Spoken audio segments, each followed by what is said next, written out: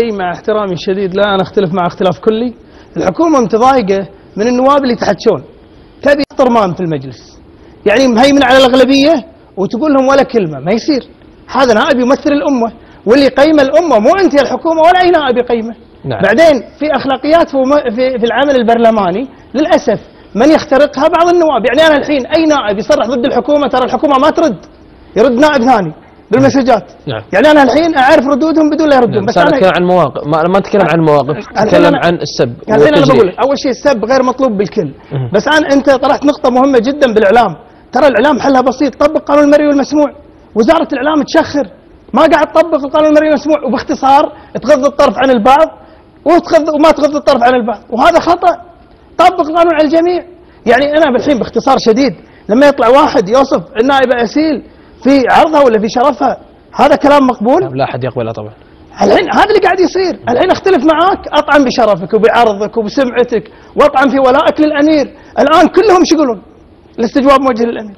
يا جماعة من يجرؤ يتكلم عن الأمير هالكلام هذا؟ الناس هذه للأسف قاعد تجر الخلافات إلى أماكن لا نريد الوصول لها، وهذا خطأ. الحين أنا باختصار شديد تطبيق قانون المرئي والمسموع، أن تضرب الحكومة بيد من الحديد. يعني أنا الحكومة لو راحت قواتها الخاصة اللي جت أمس وضربتنا فيها وراحتها ضربت اللي يضربون الوحدة الوطنية، حتى لو ابني ضرب الوحدة الوطنية روح اضربه، روح حاكمه، لكن لا تسكت. لأن أنا متوقع والله لا يجيبها اليوم أن المواجهة القادمة ما راح تكون بين القوات والمواطنين، راح تكون بين المواطنين أنفسهم، لأنهم قاعد يشوفون الحكومة للأسف غاضة الطرف ونايمة عن المخالفات. إن شاء الله ما نوصل. أنا عندي مداخلة بسيطة. تفضل. أنا ما أقول بس النواب إنه قاعد يسبون الحكومة يغلطون، هذا شيء متكرر يومي. لا، في نواب قاعد يغلطون على المواطنين، وأعطيك دليل قريب من تو. إيش قال الأخ وليد الطبطبائي عن جيران ديوانيات الحربش اللي قالوا إنهم اشتكوا؟ إيش قال لي؟ هذول يا راشتهم الداخلية يا رهبتهم يا مرغبتهم.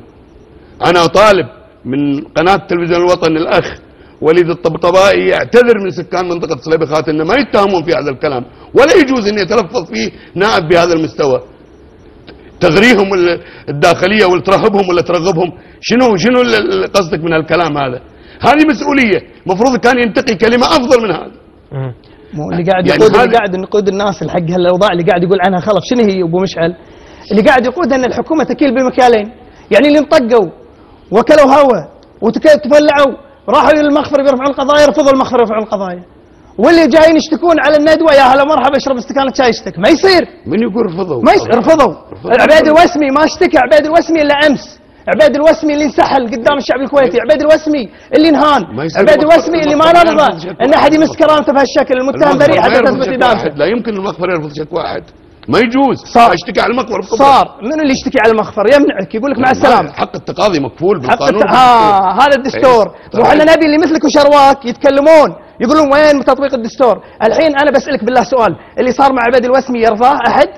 انا ما يقولون شفت الواقع قدامي ولا شفت الواقعه؟ ما شفت، ما كنت موجود. لا اله الا الله. لا اسمعني، انا بقول انا ما علي من شوفتك ابو مشعل، بس انا بقول كلمه واحده، انا استنكر بشده ما حدث لعبيد الوسمي، واطالب الحكومه بالافراج عنه او النيابه بالافراج عنه بكفاله. انتقل للدكتور علي.